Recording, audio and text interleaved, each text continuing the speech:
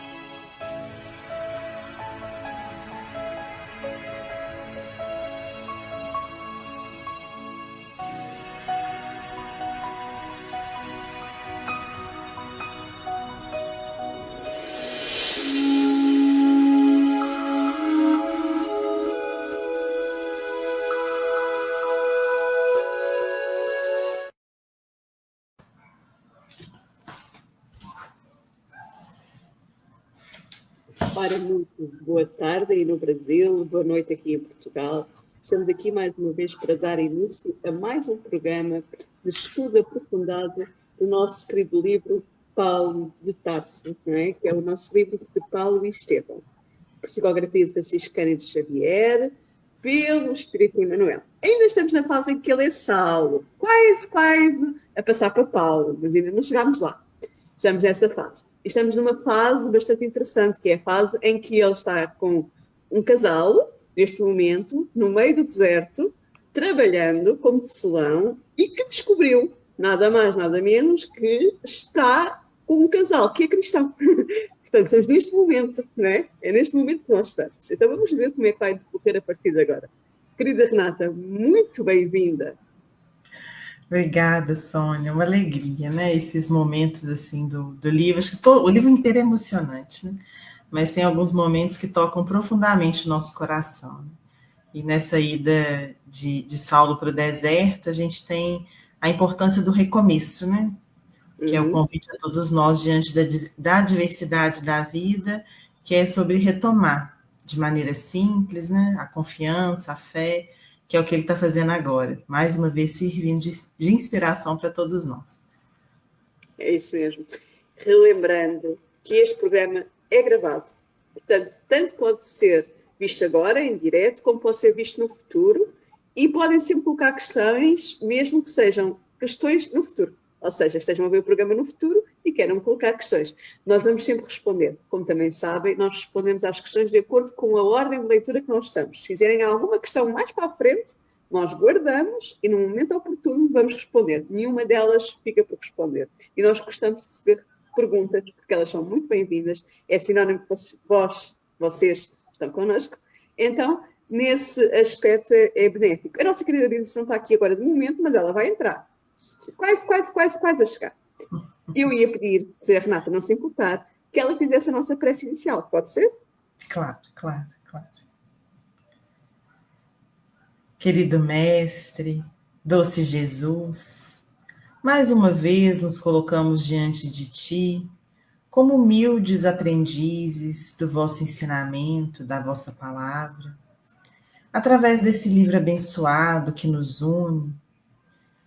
Aprendemos, Senhor, preceitos do Teu Evangelho e da doutrina espírita, E lhe rogamos, doce Mestre, que amplie o nosso entendimento, a nossa compreensão, para que os valores difundidos na obra magnânima possam, Senhor, penetrar o nosso ser e a nossa alma, convocando o nosso eu profundo, para que ele possa estar em harmonia com as luzes que vertem do alto, do teu amor, da tua misericórdia. Que possamos alçar voos no processo evolutivo, guiados, Senhor, pelos exemplos abençoados aqui trazidos, de humildade, de trabalho, de perseverança, de confiança no bem, de confiança nas forças divinas que governam a todos nós. Que todos os lares que se encontram em sintonia com esse trabalho, com esse estudo, possam ser iluminados pela certeza da tua presença entre nós. Nos ampara, Senhor Jesus, hoje, agora e sempre, que assim seja. Que assim seja, querida Renata, muito obrigada. Nós estamos neste momento com este livrinho, que é o livro que a minha edição é da Federação Espírita Portuguesa. Estamos na página 224 e nós vamos voltar um parágrafo atrás, que vai ser, neste caso, 1, 2, 3, o quarto parágrafo neste livro, que é Saulo não dissimulou sua alegria. Saulo não dissimulou sua alegria. Querida Renata, qual é a página do teu? O meu é esse, aqui um pouco mais antigo, é a página 307. É isso. Então, vamos começar a leitura, está bem? É o capítulo 2, né, Sônia? Lembrando que é o capítulo 2, né, o tecelão da segunda parte, para ficar mais fácil, né, de localizar. Capítulo 2, tecelão, isso mesmo. Estamos na parte de tecelão, na segunda parte, é isso mesmo. Obrigada, Fernanda, por lembrares. Então, vamos começar. Saulo não dissimulou sua alegria, verificando que os companheiros amantes da leitura estavam em condições de promotar mais elevadas ideias do novo aprendizado. Ou seja, ele encontrou companheiros, né? Uns companheiros para poder estudar. Animado pela confissão do outro, sentou-se nas pedras rústicas e, tomando os pergaminhos com interesse, perguntava: anotações do Levi? Lembrando que o Levi é Mateus, está bem? Sim, esclareceu Áquila, mais senhor de si e certo de se encontrar em face do irmão de ideal. Copiei-as na igreja de Jerusalém, antes de partir. Em um instante, Saulo buscou a cópia do Evangelho que constituía, para seu coração, uma das mais preciosas lembranças da vida. Conferia satisfeitos os textos e os ensinos. Só lembrando, né, Sônia, uma pausazinha, né, que essa cópia, porque quando Paulo é convertido, né, e ele fica cego, e ele tem os olhos curados, ele próprio faz uma cópia apressada de alguns textos que Ananias trazia com ele.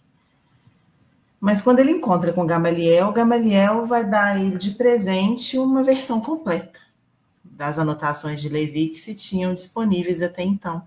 E essa cópia dos evangelhos, Gamaliel tinha recebido do próprio Pedro na ocasião em que ele visita a igreja de Jerusalém, né, antes de Saulo dar início a todas as perseguições, antes, inclusive, do apedrejamento de Estevão. Então, era muito precioso. É bom a gente lembrar também que papel, lápis, não era algo disponível como a gente tem hoje, né? Então, era muito raro na época ter um texto, ter um papel, assim como saber ler e escrever também não eram para todos, né? Então, os judeus em si, eles eram muito dedicados, os meninos, né, aprendiam a ler, a escrever, eles frequentavam as escolas, que geralmente funcionavam nas sinagogas, né?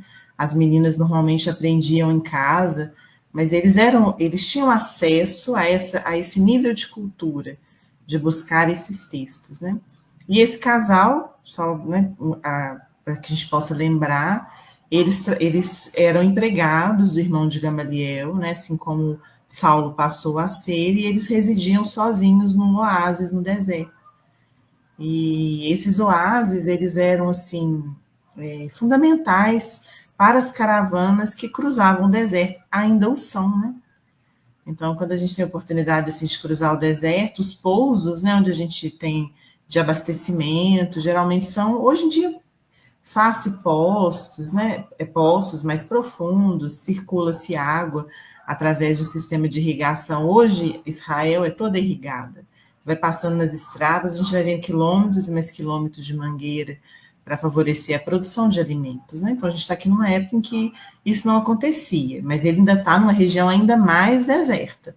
Hoje ainda é mais deserta ainda, então esses oásis eles eram fundamentais, porque os tapetes que eles teciam servia para compor, né, os viajantes, né, até mesmo as tropas, né, que circulavam. Então, era de um valor muito, porque não se tinha indústria, né, como nós temos hoje.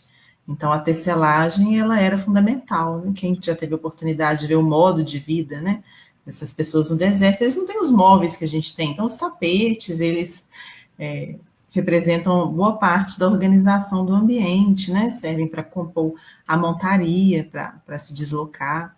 E Saulo, né, havia aprendido com o pai o ofício de tecelão.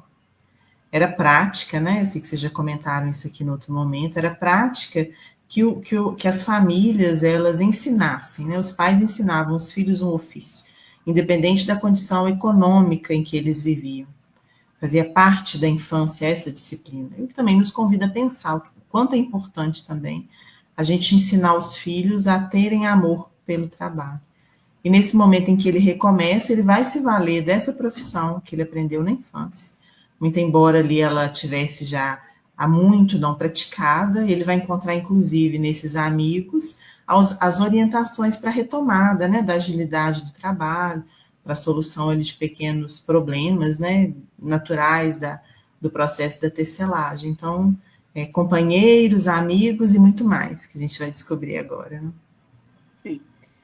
Eu acho muito interessante também aqui esta parte de Saulo, para ele, neste momento, dizer que constituía para o seu coração o Evangelho uma das mais preciosas lembranças da vida.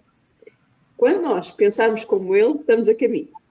Quando nós pensarmos que é a coisa mais preciosa da nossa vida, que é o Evangelho, é estudar o Evangelho, é aprofundar e vivenciar, então nós estamos a caminho de conseguir voar o rumo da nossa ascendência espiritual. Mas também é muito interessante, eu estava-me aqui a lembrar, quando estava a ouvir a Renata, que na época da pandemia, não sei se aí foi igual no Brasil, mas em Portugal foi, houve muita gente que se reinventou, houve muitos trabalhos que ficaram fechados, nós tivemos bastante tempo fechados, mas até acho que mais do que vós. E o que aconteceu foi que as pessoas pegaram em coisas que aprenderam com os seus avós, receitas, bolos, para vender comidas e etc. E reinventaram e criaram negócios para poder sobreviver. Então, aquilo que nós aprendemos em criança serve-nos de muita utilidade. Por exemplo, neste caso, eu vou aprender uma receita da avó, um bolo específico, e há pessoas que criaram negócios aqui e ainda hoje têm esses negócios. Então, foi uma forma de conseguirem reinventar-se quando não tiveram possibilidade de trabalhar nos seus trabalhos, né? Porque muitos perderam o seu posto de trabalho porque os negócios estavam fechados. A nossa querida Eurídice já chegou, ok? Eu vou deixar ela entrar. Olá, Eurídice. Muito boa tarde aí no Brasil. Olha o poder dela, né? Eu vou deixar ela entrar. É isso. Boa noite a todos. Pode continuar. Ora, querida, nós vamos para o parágrafo 224, que diz: tomado de sincero interesse fraternal. Vamos iniciar essa frase agora. De cima, 1, 2, 3, 4, 5, 6, 7, 8, 9. É o nono parágrafo. Tomados de sincero interesse fraternal, é isso? Isso mesmo. Tá, continuou aqui. Então, bom, primeiro, oi todos, oi Sônia. Olha, vocês estão vendo o que está acontecendo aqui, né? Nossa, Estou um pouquinho com dor de barriga. E olá, todos vocês que estão conosco aqui. Então, vamos lá, vou continuar então a leitura.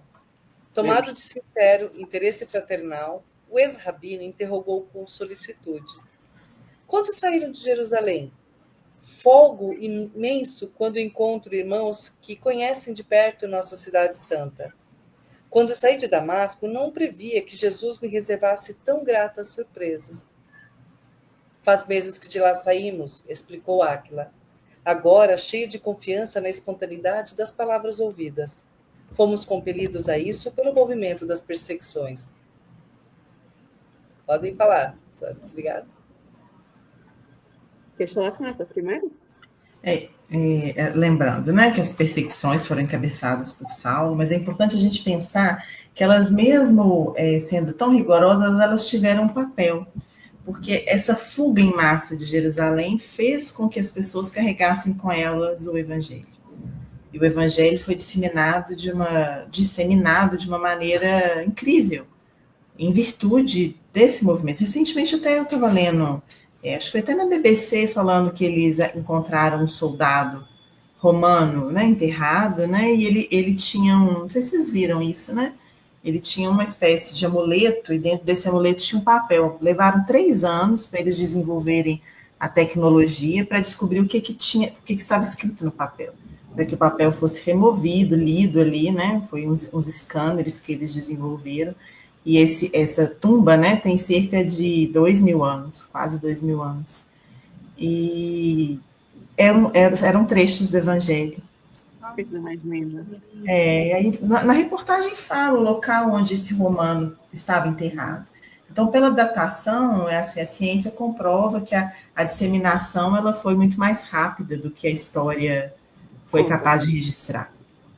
Então, Eu nunca tinha parado para pensar dessa forma, Renata, muito bem observado. Né? Que às vezes o que é mal até ajuda para o bem também, né? Acho que a gente, como espírita, a gente entende, quem tem a programação para ir vai acabar indo de uma forma ou de outra. A gente tem nossos resgates para serem feitos, então as formas como isso acontece e as datas que acontecem não pertencem a nós, né? Pertencem a Deus. Mas isso não quer dizer... A minha família descobriu a doutrina espírita na morte do meu avô, que na mala do hospital voltou ao Evangelho segundo o Espiritismo. Né? Foi presenteada a ele no hospital. Gente, vamos presentear um monte de Evangelho segundo o Espírito. Livro dos Espíritos, também é um ótimo livro para dar logo de cara. Né? O primeiro, vamos esquecer aí num ponto de ônibus, vamos esquecer em todos os lugares, vamos cumprir a nossa missão de disseminador do Evangelho, né? E disseminador da Boa Nova. Somos, afinal, a gente não somos os semeadores da última hora, então vamos lá, vamos tentar dessa forma. Mas é bem interessante. Pode falar, sim. Dentro do que a Renata estava a dizer, a lei da destruição faz parte. E a lei da destruição também tem as nossas ações por trás. Então ela funciona sempre a nosso favor. Mesmo quando a gente pensa que está no péssimo caminho, na realidade, o caminho, mesmo que seja esse caminho, vai parar a Deus mais cedo ou mais tarde. Porque é a nossa destinação. Nós devemos nos cansar como o filho pródigo e voltar ao caminho. O filho pródigo também fez isso. Foi viver as suas aventuras e depois percebeu que tinha que voltar à casa do Pai. A casa do Pai é Deus. E Ele é o nosso Criador. É onde nós temos a nossa segurança, o nosso conforto, o nosso consolo. Ele é misericórdia. Ele é tudo o que nós não somos muitas vezes. Nós temos isso cá dentro. Está cá, em semente. Temos é que deixar que fortifique. Que vá dar flores no futuro. Que possa dar árvores de fruto também. Que possa, de alguma forma, alimentar-nos uns aos outros, como dizia a Eurídice, né? Agora que a Renata falou do Evangelho que foi presenteado e que podíamos distribuir. Nós podemos distribuir até pelos próprios exemplos, das dificuldades em que vamos enfrentando, porque é para isso que as dificuldades servem, para nós crescermos e também, em conjunto, aprendermos com elas. Porque nós estamos num planeta de provas e expiações ainda, a passar para a regeneração, falta um bocadinho, mas estamos nesse caminho. Mas a provas de expiações pressupõe que a gente tenha de passar por dificuldades para nós crescermos, porque senão não teríamos proveito na Terra. Porque o nosso objetivo não é ficar estagnados, é que aprender mais para além disso. Tanto que nós temos essa consciência quando chegamos ao plano espiritual, muitos de nós, que pedimos, às vezes, provas mais duras, para ser mais rápido o nosso crescimento. Porque nós, no plano espiritual, temos consciência que as provas mais duras levam-nos mais rapidamente ao crescimento se a gente souber as aproveitar. Se nós soubermos aproveitar com resignação, aceitação, aprender as coisas, principalmente a humildade. Quando nós olhamos para o mundo, e muitas vezes vimos as notícias, nós vimos muitas vezes a falta de humildade, que ainda graça em nós. Nós achamos que temos tudo, o poder nas mãos. As pessoas que acham que chegam a um determinado lugar têm o poder para fazer qualquer coisa. A qualquer momento, Deus pode dizer assim, acabou. Porque o poder está na mão dele, não está na nossa mão. E quando nós percebermos que o poder que está na mão dele significa o quê? Significa que é o melhor para nós, ou seja, que ele vai sempre fazer o que é melhor para nós, torna-se mais fácil. O nosso próprio Saulo também achava que tinha o poder na mão, não é? Mas depois percebeu que o caminho era outro quando encontrou o Cristo. Então é a mesma coisa connosco. Um dia vai acontecer a todos nós. Nós já estamos a tentar, não é? Mas ainda temos muito a aprender, pelo menos eu falo para mim. Faz meses que de lá saíram... desculpa. Aquela referência brusca e indireta ao seu passado perturbava o jovem tarcense no mais recôndito do coração. Chegaste a conhecer Saulo de Tarso? Perguntou o tecelão com uma grande ingenuidade a transparecer-lhe dos olhos. Olha que bonitinho. Aliás, continuava, enquanto interpelado buscava o que responder. O célebre inimigo de Jesus tem nome igual ao teu. Ainda bem que ele era ingênuo, né? Aí ele foi como Eurídice, né? Falou, nossa, mas ele tem um nome igual ao seu, tem mais ou menos a sua idade, parece com você, mas não pode ser você. Era impossível que ele tivesse ali, né? Ele jamais acharia que existisse mais alguma coisa por detrás do nome, né? Era inconcebível imaginar, né? Ele mesmo vai falar, não sei se já falou aqui, né, que ele teria decretado a morte de quem fizesse a previsão do que ia acontecer com ele. Porque era completamente... A vida faz muito disso com a gente também, né? A gente não vê Jesus, a gente vê Jesus, a gente vê. Porque ver Jesus passar, quando a gente vai estudar o Evangelho, são as oportunidades, né? Jesus passa na vida da gente, no colega de trabalho, né? Na convivência com o parente, é Jesus passando, convidando a gente a ver, ter olhos de ver, convidando a gente a perdoar, convidando a gente a se superar. Então, Jesus passa na vida de todo mundo o tempo todo, né? Mas a gente é convidada a essas mudanças repentinas, né? Alguém que muda de país, né, minha amiga? Alguém que vai assim para longe. E de repente, assim, que são destinos que se cruzam, né? Amizades que são fundadas aí quase que de uma maneira que a gente não tem como prever, né? Então, a gente tem que saber aproveitar essas oportunidades, né? E construir no bem. E a gente vê também a situação do próprio Saulo, né? A gente vai ver até o comentário seguinte também, mas a situação dele de estar ouvindo, só a transformação dele, né? O fato dele ter conhecido o Cristo já nesse momento, não vivenciando ainda o Cristo, mas já ter conhecido esse Cristo, ter aceitado esse Cristo, a situação dele de ouvir esses tipos de comentários, para ele já deveria ser assim uma dor muito grande, porque ele já não se via mais como aquele Paulo. Ele já estava distante daquele Saulo, desculpa, ele já estava distante daquele Saulo que era o perseguidor dos cristãos. E então ele, na verdade, estava sendo vítima dele mesmo, né, nessa situação. E é assim que a gente se coloca, às vezes, na nossa vida. A gente cria situações que acabam retornando para nós mesmos. Aliás, acho que a maior parte do tempo, as situações que criamos, quando a gente não exercita a humildade, entrando em discussões, bate-boca, etc., quando a gente não exercita a tolerância e o orgulho, né, e a gente começa a falar mal do outro, se colocar numa posição maior do que o outro, se colocar em uma situação de dono, líder, a gente faz isso, mesmo que em pequena quantidade a gente faz isso. Então, imagina essa situação, né, na posição do Paulo, né, que ele viu aquilo, né, ele traçou um destino para o cristianismo que não era o que ele esperava, porque no fundo, né, Renata e Psônia, no começo, o que ele esperava era o Salvador. Ele esperava esse Messias. Ele só não aceitava que esse Messias fosse Jesus. Por quais motivos? Talvez pelo que aconteceu com Estevão e Abigail? Não, porque ele já não aceitava antes o Messias, né? Por orgulho, por várias outras situações, mas ele esperava o Messias. Ele não tinha olhos de ver para ver que aquele Messias já tinha ido, né? E assim é a gente espera que as coisas boas aconteçam, que Deus nos ajude, que Deus nos ampare, que Maria passe na frente, né? Qualquer coisa assim, mas a gente não se ajuda, a gente acaba nos prejudicando e percebe lá na frente, fala, gente, olha o que eu fiz para mim. e não o que o outro fez, né? O que eu fiz, quando eu fui conivente, quando eu fui egoísta, quando eu não fui humilde, quando eu não fui um monte de coisa. A gente está falando, a gente quero morrer e quero ir para o céu. O que você está fazendo para ir para lá? Né? A gente vê aqui, o Saulo está tentando mudar a vida dele. O que a gente está fazendo? É isso até que eu falo quando a gente fala desses programas. Quando achar um programa bom, a gente divulgue para as pessoas. Você também está fazendo a sua parte. A Renata tem um trabalho maravilhoso, a Sônia também tem trabalhos maravilhosos. Então, que a gente divulgue o bem para o outro, sem o orgulho, divulgar, porque fazer chegar no outro o bem viver e o bem-estar. E o divulgar o bem também não é só divulgar a sua religião, a sua doutrina, mas divulgar o amor através das suas ações. Né? Tem muita coisa nessa... Desculpa, Fernanda. A gente começou a falar junto, porque tem muita coisa nessa sua fala, né, que me fez pensar.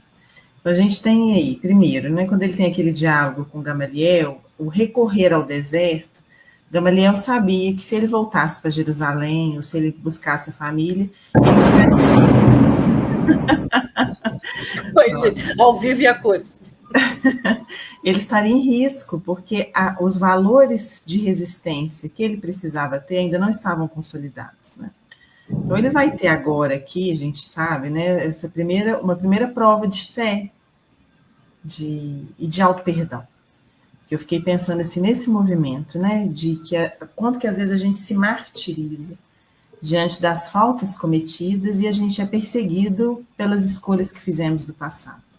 Então, nós precisamos fazer as pazes com a nossa versão de ontem, porque ela não tinha a mesma consciência de mundo que nós temos hoje. Então, isso, assim, é fundamental para que a gente possa Vou anotar essa marchar. Anota aí, para que a gente possa marchar, porque a gente fica prisioneiro. A gente fica prisioneiro de duas coisas, do que nos fizeram, né, e do que a gente fez. E são prisões mesmo das palavras. Então, se ele tivesse ficado prisioneiro das ações dele, ele não teria tido a coragem desse recomeço, né? E ele já começa assim nesse movimento, ele sabe que ele errou, né? Ele não conhece a extensão do erro cometido, ele vai começar a conhecer agora. Mas a gente tem que ter essa consciência que a gente está em aprimoramento, é o processo de embelezamento da alma, né? A harmonização da alma, hoje não está tão em moda, a harmonização facial. Então, a nossa alma é que está sendo harmonizada pelos processos evolutivos, né? Acho que a Euridice congelou. Ela Deve ser a chuva, né? É a chuva, mas não faz mal. Como eu, já agora pegando no que tu estavas a dizer e no que ela disse, eu acho interessante aquela parte em que fala que muitas vezes nós não fazemos o que está correto. Ou seja, nós compactuamos com as coisas menos boas que aparecem no mundo.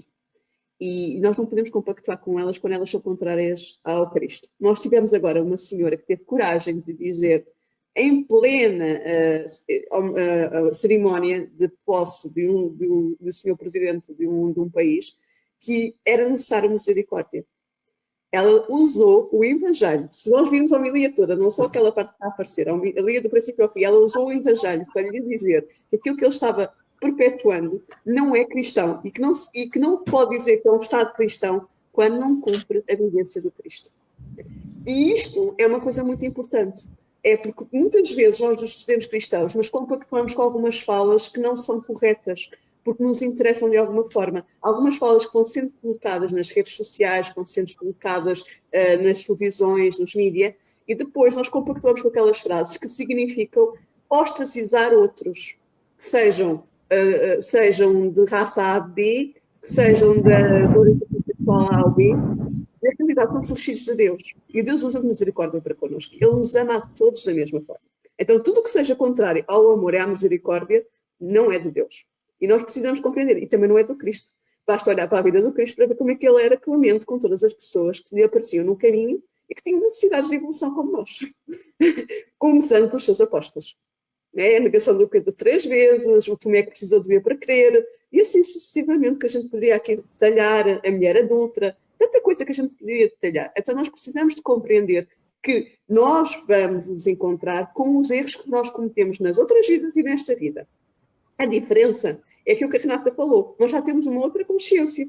Se nos dizemos cristãos, se estudamos, nós já temos uma outra consciência e compreendemos que, ok, se eu menti a alguém, se esse alguém me apanhou numa mentira, é difícil que essa pessoa recupere de alguma forma a sua... Estás aí, Eurídice? Renata? Estás? É dizer que está congelada outra vez. É, ela que está congelada, estou te ouvindo. Ok. Então, nós precisamos de compreender isto, não é? Que se eu mentir a alguém, a pessoa recuperar a confiança em mim vai ser difícil, não é? Porque a pessoa vai ficar sempre bem atrás. A culpa é minha. Eu vou ter que trabalhar para que a pessoa possa, de alguma forma, a pouco e pouco perceber que eu já não vou voltar a cometer aquele erro. Mas vai demorar o seu tempo. Então nós precisamos... Tem um limite nisso, né, Sônia? Porque um limite, tem um limite nesse exemplo. Porque às vezes assim, a gente caminha, tem um limite entre a gente mostrar para o outro e a gente se escravizar nisso, porque a compreensão do outro chega a um ponto que ela é responsabilidade dele próprio, né? Sim. Para a gente não caminhar nesse movimento de querer agradar a expectativa do outro em relação a gente, né? Ou ter que ficar provando o tempo todo que a gente já é alguém diferente, né? Desculpa que eu te cortei. Não está certa. Há limite, porque assim, a partir do momento que eu faço a minha transformação, se outra pessoa não aceita que eu a fiz, já não é meu problema. Eu fiz a minha parte. Isso está certo. Há esse limite. Até porque eu não me devo lesar, não é? Não devo estar ali o tempo inteiro. É aquele mesmo exemplo que a gente usava umas semanas atrás, de que a pessoa lembra-se de um erro que a gente começou há 30 anos atrás, e nós, 30 anos seguintes, mostrámos que não era assim, a pessoa continua no erro de há 30 anos atrás. Então o problema não é nosso, é da pessoa. Que é aquilo que a Renata falava, de ficarmos presos ao passado, não vivendo o presente, não assimilando as mudanças da pessoa. Olha, não nasceu pronto. E nenhum de nós nasceu pronto e nenhum de nós está pronto. Então nós estamos a caminho, então estamos sempre a evoluir. Então não vamos estar à espera que nós já sejamos um Cristo, porque nós não somos. Nós estamos no plano de provas e expiações. Estamos longe de ser espíritos puros. Então nós precisamos de compreender isto. Então se nós precisamos de fazer transformações em nós, também os outros precisam. E temos que dar a misericórdia que queremos para connosco. Que é isso que Jesus nos ensinou, fazer aos outros que gostaríamos que nos fosse feito. Querida Euridice, estás de volta? Já não estás congelada? Não, eu não estou congelada, mas eu estou amedrontada. Outro processo de congelamento. São Paulo não é fácil, não. Tá vendo, gente? E a internet intermitente que eu fui colocando aqui no meu 5G, que virou 2G em 2 segundos, assim. Os sinais estão tudo aqui. São Paulo é uma energia pura, né? Quanto magnetismo tem essa cidade? Vamos embora, vamos para o Paulo de Tarso. Então, se eu travo alguma coisa, depois... Vocês me avisam. Mas o contrário também existe, né? Porque às vezes a gente fica preso à versão do passado do outro. Também. O outro já mudou, já é outra pessoa e a gente ainda fica, né? Presa, né? Lidando com a pessoa. E as transformações, elas são muito difíceis, né? Nas parcerias que a gente faz, né? Porque às vezes a gente bebia, não quer beber mais, mas antes a gente bebia com um companheiro, às vezes que está do nosso lado, né? E aquele companheiro não entende essa nova versão nossa, né? Transformada. A gente curtia fazer isso e de repente a gente não curte mais, aquilo já não corresponde à nossa alma, à nossa expectativa. E nesse caminho, assim, as parcerias com quem a gente faz parte, sejam as parcerias amorosas ou de amizade, elas vão ficando para trás. Semelhante ao que aconteceu com o Paulo, tem lá o Sadoc, que ficou para trás, e tantos outros, né, que representavam amizades que tinham, que talvez amizades falsas, né, completamente, mas amizades que só estavam vinculadas àquela versão do passado que já não faz mais sentido para o momento atual, né? Nada como falar com uma psicóloga, né, gente? Olha que profunda que ela falou. Eu estou aqui pensando, eu já estou até fazendo conta, que tem uma música. Faça uma lista dos velhos amigos. Sabe qual é, Renata? Com quem você vivia há 10 anos atrás. É do Oswaldo Montenegro. Procurem essa lista, é uma música. Se eu achar aqui, eu coloco o nome para vocês. Que fala isso, né?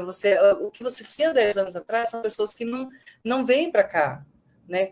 Ao caminho, a sua vida muda, a vida deles também muda. E às vezes não necessariamente porque não falam mais a mesma língua, mas é porque os planos acabam levando para caminhos diferentes, né? É o que a Renata falou, a gente evolui, não tem... Vamos outra música. Eu nasci assim, eu cresci assim, eu fui sempre assim, é assim que eu sou, Gabriela. A gente não vai querer ser Gabriela o resto da vida, a gente tem que evoluir. A gente não pode parar naquilo. Eu não sei se você não conhece essa música, mas a gente tem que evoluir, né? Esse é o Essa objetivo. novela foi colocar. Senão a gente acaba passando. Desculpa, Sônia. Eu ia te dizer que essa é a primeira novela que foi transmitida em Portugal. Ainda eu não era nascida, ok? Tá vendo? Com a bem de contabilidade. Sónia, vem da Sónia Braga, por causa dessa novela, não é? Olha lá. Pronto. Boom naquela Tá época, aqui em Portugal de Sónias, por causa da Sónia Braga. Eu não vi essa versão, mas vi a versão mais recente da Gabriela. Okay? Portanto, então, mas aí a gente vê exatamente isso, que é essa transformação que a gente acaba fazendo de uma forma natural. É preciso que haja, é a lei da evolução. Senão a gente não vai evoluir, a gente vai estar ali estagnado e andando para trás. E no universo tudo evolui. Lentamente ou não, mas evolui. Esse é o objetivo. Deus é perfeito, né? As coisas não ficam estagnadas, nada, a natureza não fica estagnada. Né? Então, se a gente fazer essa comparação, a gente começa a ver que não podemos parar. Se a gente para, a gente adoece. Se a água para, ela apodrece.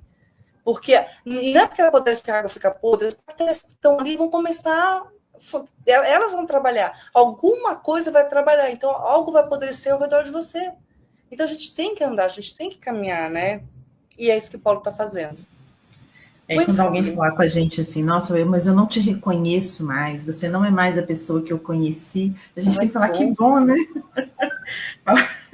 A gente tem que aproveitar o tempo e as oportunidades para não ser mais a mesma pessoa, realmente, de 10 anos, de 20, de 30. Se a gente continuar sendo do mesmo jeito, tem alguma coisa errada. É sinal que estagnamos no tempo. Mas é importante nós também reconhecermos que muitas vezes é mesmo aquilo que a Euridice falou. Objetivos de vida diferentes. Não significa necessariamente que as pessoas não se amem na mesma. É simplesmente objetivos de vida diferentes. E é natural que assim não seja. Isto acontece muito, por exemplo, com as amizades lá de trás, quando nós nos casamos. Ou, que não é o meu caso, que eu sou solteira, portanto, mas como nós nos casamos. Mas as pessoas com quem eu era amigas casaram-se. Logicamente que elas passaram mais a conviver com o seu marido, com as famílias do seu marido. Há menos saídas com as amigas, não é? Isso é natural. Não é? Quem está solteira depois leva com a questão também das que tiveram filhos. Excessivamente. Então, simplesmente uma seguiu a vida de casada, a outra seguiu a vida de solteira. Não significa que não se falem, que não sejam amigas, nada disso. Simplesmente deixam de estar mais juntas. Não é? Então nós precisamos perceber que isso faz parte da vida. Eu tenho um exemplo que eu tenho... Desculpa. Que eu achei aqui interessante trazer, que a Renata até vai depois compreender. Eu tenho 2 primas que são gêmeas.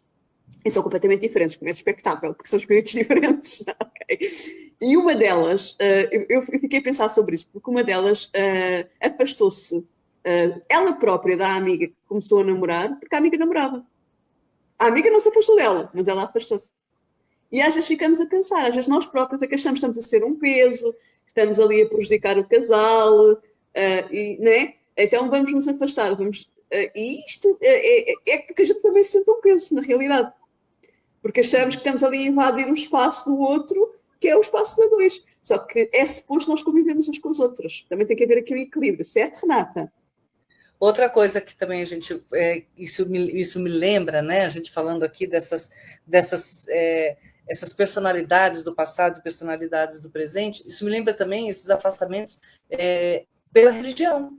Porque nem todo mundo de uma mesma família mantém a mesma religião. E nem todos os amigos também seguem a mesma religião. Então, naturalmente, isso às vezes acaba, dependendo das doutrinas, acabam se separando. Mas olha que magia! Deus é perfeito. Se a gente for olhar, as religiões estão se aproximando pelas suas filosofias. A gente vê igrejas católicas, por exemplo, com pensamentos e com trabalhos ou comportamentos, né, ou diretrizes espíritas. Comecem eu vou em igrejas católicas, meu marido é católico, e eu começo a falar assim, olha olha o pensamento dele. Isso, eu estudei em colégio católico, eu dei aula de primeira comunhão, então eu sei como pensa a Igreja Católica, então eu vejo que existe já uma diferença. Não, mas não nesse. E conversando outro dia com uma pastora evangélica, outro dia, no ano passado, e aí eu só fiquei ouvindo para ela, falei, olha, ela não percebe, mas a gente está falando a mesma língua. Em muitos pontos a gente já está começando a se unir. E vai chegar um momento que a religião vai ser única para todo mundo. Cada um vai cultuar da sua forma, mas a religião vai ser única. Não vão ter mais discursos contra uma religião ou outra, né? O que vocês acham? Sem dúvida, né? Se nós pegarmos na descrição de Vênus, né, que está na revista Espírita, nós compreendemos que isso é o futuro. Lá vem a descrever exatamente que em Vênus existe um único templo e todos comungam no mesmo templo. Okay? E cada um da sua maneira, mas todos comungam, porque a religião verdadeira é do amor, é de Deus. Portanto, a partir do momento que todos nós amamos verdadeiramente, respeitamos uns aos outros, independentemente se eu sou evangélica, se eu sou católica, se eu sou protestante, se eu sou islâmica, relembrando, e é bom relembrar, que todas as religiões que existem no mundo, os emissários vieram de Jesus. Então, a proliferação que há é de acordo com o grau de evolução que a pessoa tem neste momento. Mas há de chegar a uma altura que nós estaremos todos mais próximos em termos de evolução. O pensamento será único, então será o do amor, não é? Exato. Você ia falar alguma coisa, Renata? Eu ia falar assim, que a internet, ela nos favoreceu muito nesse sentido, né? Porque tu tem um propósito. Hoje uma pessoa consegue escutar na casa dela uma palestra espírita, um palestrante renomado espírita falar do evangelho, sendo evangélica, sem se expor, né? Ela não precisa de ir no centro espírita para ouvir, só ela ligar ali no YouTube, a palestra. Então, assim, a gente penetra, né, as casas de todo mundo, o pensamento. Por isso a responsabilidade da gente divulgar um conteúdo de qualidade nas redes, né? Para que possa atingir os corações de diferentes maneiras. Eu faço um trabalho que a gente leva o evangelho no hospital psiquiátrico aqui em Belo Horizonte, a gente leva o evangelho de forma neutra, sem falar de doutrina espírita, porque as pessoas que estão internadas, elas têm seus diferentes credos religiosos, né? Então, por elas terem diferentes credos religiosos, quando eu vou preparar o estudo, eu escuto o estudo em diferentes credos religiosos, para que eu possa usar as palavras para que eu seja compreendida naquela língua, né? Então, não é uma língua diferente, mas porque às vezes o pastor ele tem uma maneira de evocar uma imagem ali naquela, ou uma palavra que ele usa, e quando a gente usa a mão, né, dessas expressões, que são expressões belíssimas, né? A gente consegue se fazer compreender. E o objetivo da tarefa é evangelizar, né? Conhecer o evangelho e não apresentar a doutrina espírita, para que o evangelho possa ser uma ferramenta curativa de reequilíbrio, né, dessas pessoas que estão ali internadas. Então, acho que esse tem que ser o nosso papel, porque Emmanuel tem uma pergunta que é feita a ele no livro Consolador, que eu não vou me lembrar o número aqui, mas que é uma pergunta extraordinária. Qual que é a diferença entre doutrinar e evangelizar? Né? Então, às vezes a gente fica na guerra dos conceitos, né? Isso é isso, isso é aquilo. Eu sei de cor esse versículo, eu sei qual o número da pergunta. Porque vocês já assistiram. Tem gente que faz palestra assim, porque na pergunta 434 do Livro dos Espíritos, porque na pergunta... E assim, se você for olhar, a pessoa gastou pelo menos 8 minutos só citando a pergunta, e ninguém vai anotar, sabe? Ninguém vai anotar aquilo. Às vezes até anota, né? Enfim, mas, respeitando a maneira de cada um falar. Mas assim, não é sobre isso, né? Falar do evangelho. É sobre oferecer as ferramentas para que a gente possa vivenciar a palavra. E isso não depende de decorar versículo. Eu, por exemplo, deixa já agora para clarificar, que eu acho interessante. Eu vou fechar meu microfone, que eu não vou falar mais, vou esperar a Euridice ler. Eu acho interessante isso que estás a falar. Por exemplo, quando eu faço palestras, eu gosto sempre de colocar música, e eu meto nas minhas palestras música, usualmente. E normalmente as músicas que eu coloco são evangélicas, que têm aquelas que coadunam-se com o meu tema e que não têm nada que seja contrário à nossa doutrina. E então, Elas têm sempre uma música que identifica com aquele tema. E eu vou usar, eu digo que é evangélica, põe lá de quem é, ou vou usar uma católica, que já aconteceu usar, e etc. Desde que tenham o que não interessa a fonte. Ou ela me faz cantar, viu, Renata? Eu faço. É ótimo que eu também faço isso, porque a Aline Barros me livra, assim, de umas deprê de vez em quando, que eu ponho ela aqui alto e a gente canta junto. Então, juntas. Eu não canto tão bem, né? Eu só canto debaixo do chuveiro, sozinha, cara. Mentira, eu canto porque eu sou evangelizadora, não tem como eu não cantar, mas eu não tenho a voz maravilhosa da nossa amiga, mas ela me salva. Estamos juntas. O ex-rabino considerou que seria melhor seguir à risca o conselho de Gamaliel. Era preferível ocultar-se, experimentar a reprovação justa do seu passado condenável, humilhar-se ante o juízo dos outros, por mais implacáveis que fossem, até que os irmãos do caminho lhe comprovassem plenamente a fidelidade do testemunho. Conheci-o, replicou vagamente. Pois bem, prosseguiu Áquila, iniciando a narração das suas vicissitudes. É bem possível que, pela sua passagem em Damasco e Palmira, não tivesses conhecimento perfeito dos martírios que o famoso doutor da lei nos impôs, muitas vezes arbitrariamente. Talvez o próprio Saulo, segundo creio, não pudesse saber as atrocidades cometidas pelos homens inescrupulosos que tinha às suas ordens, porque as perseguições foram de tal natureza que, como irmão do caminho, não posso admitir que um rabino educado pudesse assumir a responsabilidade pessoal de tantos feitos iníquos. A gente já comentou isso lá atrás, né? Podem falar, meninas. Mas tem uma questão aqui que é interessante, que é essa visão do Áquila, né? De não acreditar que ele tivesse conhecimento de tudo.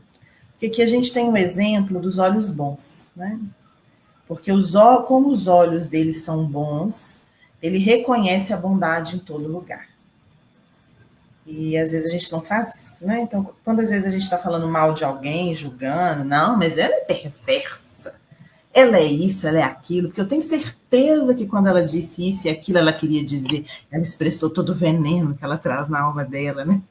Bem ao estilo das novelas. Mas, na verdade... Ficou baba ali, ó, aquele veneno. Tem o veneno. Quando a gente fala isso do outro, a gente está se entregando. A gente está revelando quem nós somos. Nós somos alguém que vê coisa ruim em todo lugar, que interpreta de maneira maliciosa a atitude e a fala de qualquer pessoa, né?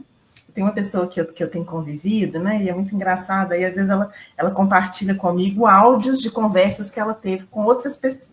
Aí ela fala, Renata, escuta para você ver, se você não acha que a pessoa quis dizer isso. Aí eu escuto o áudio, né? Aí eu falo, não, gente, eu não escutei assim. Pensa bem, escuta de novo. Eu acho que é isso, isso e isso. Mas, assim, o ouvido muda tudo na comunicação, né? Porque pode ser a mesma palavra que vai ser captada com o vaso do nosso coração. Ele está sujo ou está limpo? Eu vim pensando nisso no carro. Olha que engraçado. Nada é por acaso, gente. Diga, Sônia. Não, ias falar. Não ias dizer que ias a pensar isso no carro. Já falei. Ah, é só isso? Ok. O que eu acho aqui importante é compreender que o ato também tem aqui uma certa razão. Nós não sabemos todas as atrocidades que as pessoas que cumprem as nossas ordens fazem. Eu posso dar a ordem, mas eu não estou lá para ver a ordem ser cumprida, porque esta ordem não foi só ele que executou. Várias pessoas diferentes de vários sítios executaram-na. Portanto, são pessoas diferentes a executá-la. E cada um de nós tem um grau de perfidez ou de bondade na execução de uma ordem. Então, quando nós olhamos para a história da ditadura, portuguesa ou brasileira, podemos falar das duas, já que existem nos dois países, nós vamos compreender que existiram histórias na ditadura que foram feitas por pessoas específicas, que não foram todos que fizeram isso, e que existiam pessoas que cumpriam ordens, mas que não tinham a perfidez, e outras que cumpriam ordens e que tinham a perfidez. E isso é responsabilidade de quem cumpre, também. Porque eu posso não ser um soldado e dizerem para fazer uma determinada ação. Só que a forma como eu vou executar essa ação, essa ordem, vai demonstrar quem eu sou na minha essência interna. Houve muitas pessoas que tiveram que ir para a guerra, na Segunda Guerra Mundial, na Primeira Guerra Mundial. Na própria ou guerra no da ultramar. Ucrânia contra a Rússia. A gente Exato. viu isso Ou acontecendo. os nossos irmãos coreanos que foram para a guerra da Rússia sem saber que iam para lá, coitados, cumprir ordens, segundo eles, os que foram apanhados. Mas nós também temos a questão aqui da guerra do ultramar, e a minha família foi para a guerra do ultramar, os meus tios. E quando chegaram lá, cada um tem uma história que conta e nós conseguimos perceber que não foram para lá com vontade de querer matar ninguém. Estavam a cumprir ordens. Eram obrigados a cumprir as ordens. E depois depende de como é que eles depois conseguiram cumprir isso, não é? Então, eu recordo-me de uma história que me foi contada pelo meu padrasto, permita-me contar, que é para nós vermos aqui a diferença, que havia uma pessoa que não gostava de um determinado soldado e queria mandar esse soldado para a zona mais difícil lá na Guiné-Bissau. E o que aconteceu foi que o meu padrasto era alferes, portanto tinha um cargo também de alguma relevância, que pegou nele e pô-lo a trabalhar na área dele para que ele não fosse levado para lá, porque ele sabia que aquilo era por maldade do outro que queriam mandar para ali. Então ele salvou. Ele salvou de ali para uma zona mais difícil. Então ele podia, por simplesmente, ter lavado as mãos. Não é? E a gente tem que começar a pensar sobre isto, porque muitas vezes a gente tem ordens para cumprir, mas nós também podemos negar-nos a cumprir essas ordens, ou então cumpri-las de uma maneira diferente, como maldade. É como as sacerdotisas, né? Elas abençoavam as lâminas para que os espíritos que fossem feridos por ela encontrassem a paz, né? Entrassem no reino do céu. Elas tinham outro entendimento também, não é? E a gente tem que olhar para a história pelos entendimentos que existem, não é? Enquanto o ex-doutor procurava em vão uma resposta adequada, Prisca entrava na conversa, exclamando com simplicidade: é claro que o Rabino de Tarso não podia conhecer todos os crimes cometidos em seu nome. O próprio Simão Pedro, na época de partirmos, ocultamente à noite, nos afirmou que ninguém devia odiá-lo, porque não obstante o papel que representou na morte de Estevão, era impossível fosse o mandante de tantas medidas odiosas e perversas. É o que a gente falou agora, né? Saulo compreendia. Agora que ouvia os mais humildes a extensão da campanha criminosa que desencadeara, dando ensanchas a tantos abusos de subalternos e apaniguados. É o que a gente também falou até agora, né? Então, mas, perguntou admirado, sofreste tanto assim? Foste condenado a alguma pena? Não foram poucos os que sofreram vexames iguais aos que experimentei, murmurou Áquila, explicando-se. Dado o condenável procedimento de uns tantos energúmenos fanáticos, escolhidos como auxiliares prestimosos do movimento. Como assim? Inquiriu Saulo, sumamente interessado. Dar-te-ei um exemplo. Imagina que um patrício de nome Jochaí várias vezes interpelou meu pai relativamente à possibilidade da compra de uma padaria em Jerusalém. Eu cuidava de minha tenda, meu velho genitor de seus serviços. Vivíamos felizes e, considerando nossa paz, apesar das investidas do ambicioso, meu pai jamais pensou em alienar a fonte dos seus recursos. Jochaí, entretanto, logo no início das perseguições, logrou posição de realce. Em tais feitos, os caracteres mesquinhos sempre levam a palma. Bastou-lhe desse um pouco de autoridade e o invejoso logo expandiu seus criminosos desejos. É verdade que eu e Prisca fomos os primeiros a frequentar a Igreja do Caminho, não só por afinidade de sentimento, como por dever a Simão Pedro a cura de antigos males que me vinham na infância. Meu pai, no entanto, apesar da simpatia pelo Salvador, sempre alegava estar bastante idoso para mudar de ideias religiosas. Aferrado à lei de Moisés, não podia compreender uma renovação geral de princípios em matéria de fé. Isso, todavia, não invalidou os instintos perversos do ambicioso. Certo dia, Jochaí nos deu a porta acompanhado de escolta armada com ordem de prisão para os três. Era inútil resistir. O dono de Tarso lançara um édito em toda resistência, em que toda resistência significava morte. Lá nós fomos à prisão. Em vão meu pai jurou fidelidade à lei. Depois do interrogatório, eu e Prisca recebemos ordem de regressar à casa, mas o velho foi encarcerado sem compaixão.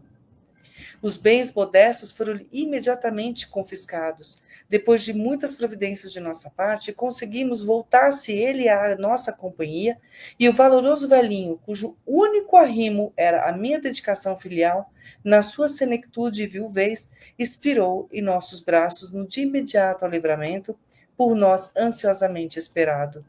Quando nos veio, parecia um fantasma. Guardas caridosos trouxeram-no quase agonizante. Ainda lhe pude ver os ossos quebrados, as feridas abertas, a epiderme lenhada de açoites.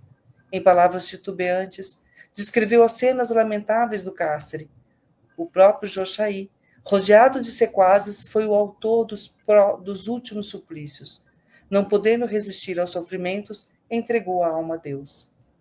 Era o que eu descrevi há pouco, naquele exemplo. Né? Eu mesmo. E é complicado, não é?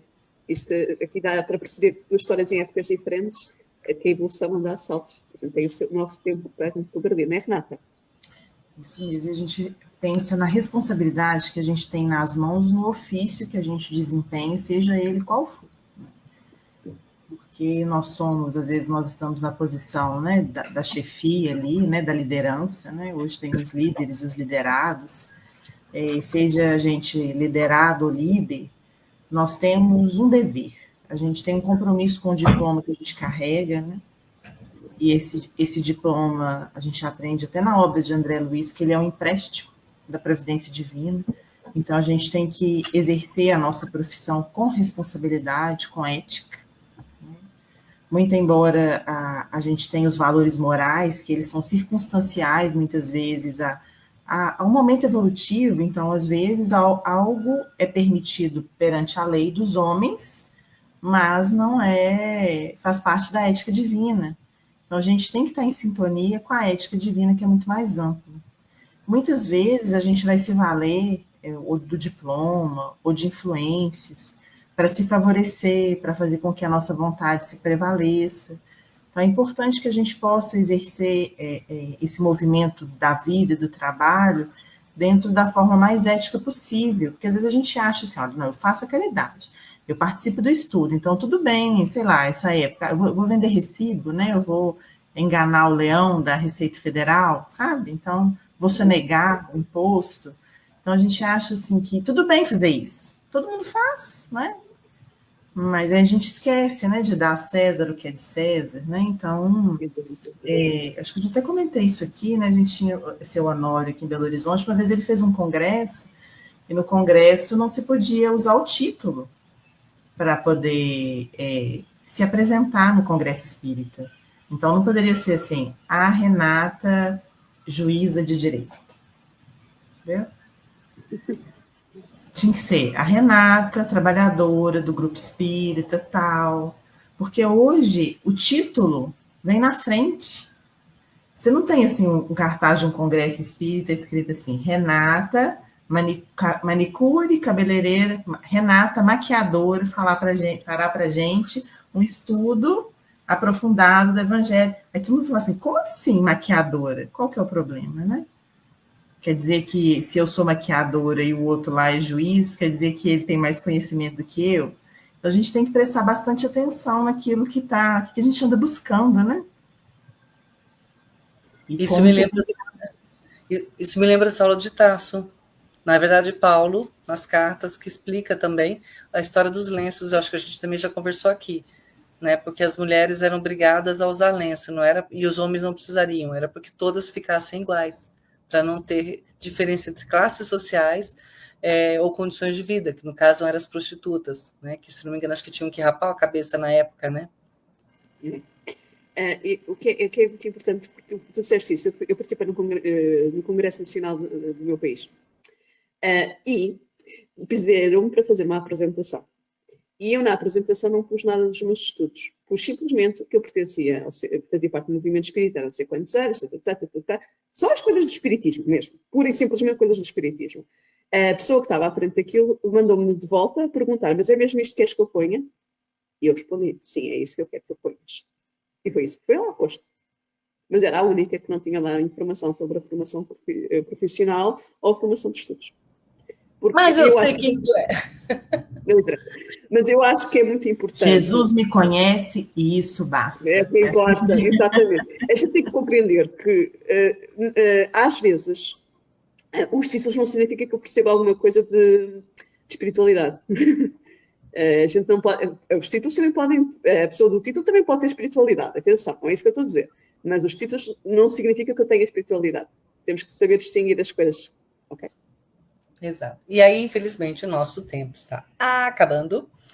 E eu quero agradecer, Renata, mais uma vez pela sua carinhosa presença aqui nesse estudo do livro Paulo e Estevão.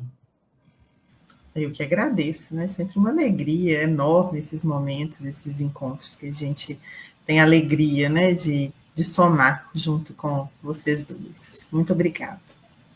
Eu que agradeço. Aprendo muito, muito, muito, né, Sônia? É, imensamente. E nós aqui estamos sempre a conversar, é uma coisa maravilhosa. Muito obrigada, Renata, mesmo do fundo do coração. Obrigada a quem está aí desse lado, obrigada à nossa Kátia, à nossa Manuela, ao nosso Glauco, marido da nossa Renata, e nós gostamos de ver isso porque nós gostamos da família Gonçalves. E também gostamos de todas as que participam connosco, que elas também sabem. A Kátia e a Manu sabem perfeitamente o quanto nós amamos elas. Agradecemos tudo, ok, do fundo do coração, à minha querida Eurídice, sem ela eu não estaria aqui, ao meu querido Tavares também, porque sem o Tavares nós não estaríamos aqui, e a todos vocês que nos acompanham. E mais uma vez eu agradeço a quem é brasileiro e que me consegue escutar, apesar de eu às vezes falar rápido, e português de Portugal. Portanto, muito grata por isso e pela vossa compreensão e pela vossa amabilidade. E aí agradecemos a vocês que também que nos ouvem, que sem vocês nós também não conseguiríamos estar aqui, porque essa rádio existe para vocês. Se não temos vocês, essa rádio vai existir para quem, né? Claro, a gente acaba dando um jeitinho, mas ela é feita para vocês também, para todas as pessoas que participam, que querem, né, conhecer ou trabalhar esse novo homem, né, esse novo ser humano, essa nova mulher. Essa rádio é para todos vocês, é para a família terrestre, terrena, né, e para a família espiritual. Eu digo que assim, a minha família espiritual está aqui, essas meninas lindas todas, e o menino, de todos tem um menino, agora tem um outro menino em programas comigo, que vai entrar no ar, vocês aguardem, a gente está preparando, vai ficar bem bacana. Vamos ter aqui também na Web Rádio Estação da Luz, um programa musical, olha lá, teremos um pouquinho, mas muito pouquinho de bate-papo, é mais mesmo falando sobre as músicas e um pouco sobre os magnetismos, as energias, as vibrações, as ondas, o efeito que a música faz na gente. E vamos ouvir assim muita música gostosa, de gente conhecida, de gente nova, de gente que é gente. E para vocês também. Eu vou me divertir demais, porque as meninas aqui sabem, eu adoro música. Eu canto quando estou triste, canto quando estou brava, canto quando estou feliz. Eu canto sempre, gente. O que vai acontecer é o repertório. Que eu vou mudando. Então, essa rádio vai me ajudar a encher de repertórios, porque tem gente muito bacana que vai entrar aqui na programação, pessoas que você vão conhecer, e não especificamente espíritas, tá bom? A ideia é bom conteúdo musical, para a gente aprender um pouco a sentir, usar o nosso coração na compreensão dessas músicas. Então, aguardem, vem aí o programa que ainda estamos estudando o nome, tá? Mas eu gosto de falar porque eu prometi isso em dezembro e a gente está aqui preparando para vocês. Temos também, na nossa próxima terça-feira, nós temos continuação ainda de Paulo de Tarso, as nossas queridas epístolas na visão espírita. Estamos na primeira epístola aos Coríntios, com a Kátia Berloni, que faz parte aqui também da família Paulo e Nós, com a Sandra Boari, Heloísa Assunção e a Sonja Lobo, né, Sônia? Estão aqui com a gente, trazendo um conteúdo incrível. Neste momento, a gente está falando sobre essa epístola aos Coríntios, com um trabalho muito... Todas têm um trabalho incrível, né? Um diferente do outro, mas todos incríveis. E eu adoro também a forma como a Heloísa traz os conteúdos que ela traz para a gente. Participem, divulguem, estudo, tá, gente? Elas seguem relativamente em ordem as epístolas, né? No caso, a primeira epístola aos Coríntios, elas estão seguindo na ordem, só que elas não citam pedaço por pedaço, então a gente vai acabar na próxima encarnação. Então, o que elas fazem? Elas têm um contexto e, baseado no contexto, elas vão destacando pela ordem cada capítulo das epístolas, cada versículo das epístolas, tá bom? Então, venham, divulguem. E temos também na próxima, agora no próximo sábado, nós vamos ter continuação do estudo Paulo e Nós, e estaremos eu e a Soninha, né, Sônia, que vamos fazer no dia 1º de fevereiro, vamos fazer às 16 horas Brasil, Portugal, 19 horas. Nós vamos fazer a continuação do estudo Paulo Estevo. Lembrando que vocês, tanto aqui nas epístolas, que eu esqueci de falar o horário, que também é toda terça-feira, né? 16 horas Brasil, Portugal, 19 horas. Aqui tem assistir ao vivo, como é que vocês fazem? Entram no YouTube, no canal Estação da Luz, está aqui para vocês na tela, à direita. Estação da Luz, Tracinho Tavares, ou pelo Facebook, Web Rádio Estação da Luz RN. Se cadastrem lá no site ou no Facebook, e vocês podem procurar, entrando em vídeos, digitem o nome do programa e vocês vão conseguir acessar todos os programas em ordem cronológica, ok? Então, para quem está entrando agora, consegue acompanhar desde lá de trás. Tem dúvidas? Faça perguntas, mande para a gente as suas perguntas. Aqui embaixo, nessa faixa azul, está passando um número de telefone, que é o WhatsApp da Web Rádio Estação da Luz. As suas perguntas vão chegar ao Theo Tavares, nossa voz do além, que vai mandar para nós, para que possamos responder para vocês as perguntas, tá? São perguntas, se forem perguntas do passado, responderemos. Se forem perguntas do futuro, vamos aguardar o momento certo. Então, algumas perguntas já vão entrar aqui, que já estamos chegando no prazo dessas perguntas, tá bem? Então, eu vou falar aqui o número do telefone para vocês, ó, estamos chegando lá.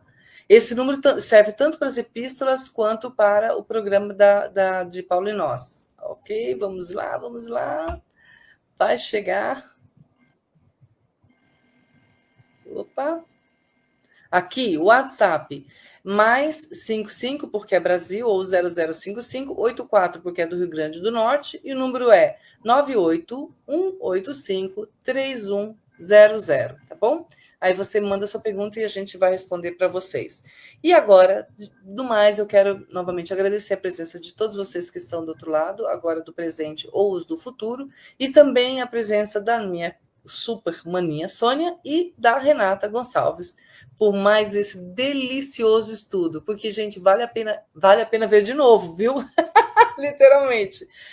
A gente aprende muito com vocês. Muito obrigada mesmo pelo tempo, pela dedicação. E vamos aí, já estamos entrando no 3º ano do estudo desse livro e nem chegamos na metade. Um beijo para todas vocês. Vou fazer a nossa oração de encerramento. Quer falar alguma coisa, Sônia? Sônia? Ah, tá. Então, vamos lá. Vamos fazer a nossa oração. Então, neste momento, Mestre Jesus, agradecemos por deixa eu colocar uma imagem bonitinha para nós. Muito bem, para ver este irmão maravilhoso, esse mestre que ampara e abraça o nosso lindo planeta azul. Nós agradecemos, né, Mestre Jesus, por mais esse dia, esse momento de reflexão e aprendizado à luz do Evangelho Espírita, desse livro maravilhoso trazido pelo nosso querido Paulo de Tarso. Agradecemos essa oportunidade de estarmos falando em teu santo nome e pedimos que esteja conosco também, dê-nos a cada um de nós força para vivermos a versão prática do teu ensinamento do Evangelho, manifestando o amor ao próximo, as nossas atitudes sinceras de amor e respeito a nós mesmos e ao próximo, e principalmente a esse Pai querido e amado. A caridade que esteja em cada um dos nossos gestos e a humildade seja a nossa escolha sempre. Que a tua mensagem seja de luz em nossos caminhos, guiando-nos às verdadeiras reformas íntimas que precisamos fazer neste nosso momento de transição. Fica conosco hoje e sempre, Jesus, que possamos nós também estarmos contigo. Que assim seja.